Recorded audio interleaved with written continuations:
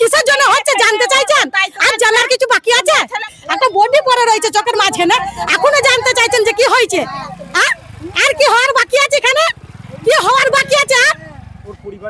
কালকে কি হয়েছিল জানি না, এখনো বলছি জানি না, কিন্তু মদ খেয়ে মারা গেছে এইটুকু জানি।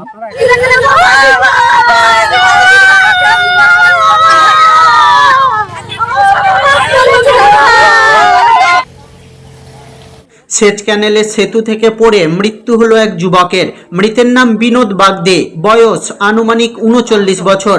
শনিবার সকালে এমন দুর্ঘটনায় বেশ চাঞ্চল্য ছড়িয়ে পড়েছে পূর্ব বর্ধমানের গলসির বনসুজাপুর গ্রামে। প্রতিবেশীরা জানান বিনোদ গতরাতে বাড়িতে ফেরেননি। তারপর এদিন বেলা গড়াতে তার দেহ সেতুর নিচে পড়ে থাকতে দেখেন তারা। ক্যানেলের অল্প জলেই পড়েছিল তার দেহ।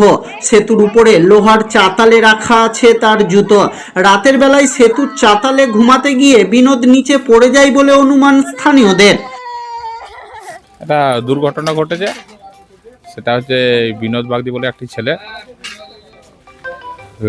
ক্যানেলের পড়ে গিয়ে মারা গেছে, সেই জন্য সবাই দাঁড়িয়ে রয়েছে। ক্যানেলে পড়ে গিয়ে মারা গেছে, কি করে বুঝতে পারলেন? জুতোগুলো রয়েছে তো ওপরে, যে কোনো একটা দুর্ঘটনাবশত পড়ে গিয়ে মারা গেছে, এটা আমাদের যেটা আনুমানিক মনে হচ্ছে এখন। উনি কি মদ্যপান করতেন? মাঝে মাঝে করতেন। তাহলে কি মদ্যপান করেই হয়েছে মনে হচ্ছে? আমরা অনুমান করছি ওটা।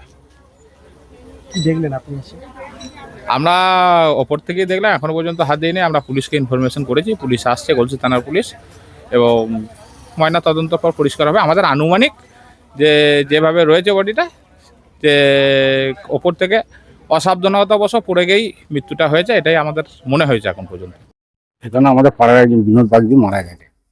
কি করে মারা গেলেন? এখানে ভুগতে ছিল, সমস্যা হয়েছিল ৪-৫ দিন। উত্তরি খোলার পর দিন থেকে সমানে মদ হয়েছে, খাওয়া দাওয়া করেনি। এখানে এসে বিরাট ফেরাতে এসেছে হয়তো, এখানে ফুলে বসতে গিয়ে যেমন পড়ে পড়ে গেছে, তার জন্যই মারা গেল। কি হয়েছে পড়ে যাওয়ার ফলে? হ্যাঁ, পড়ে যে জন্যই হয়েছে। ওর তো কোনো শত্রু নাই, ভালো ছেলে, কিন্তু মদ একটু খেতে বেশি, কিন্তু পড়ে গিয়েই মরেছে।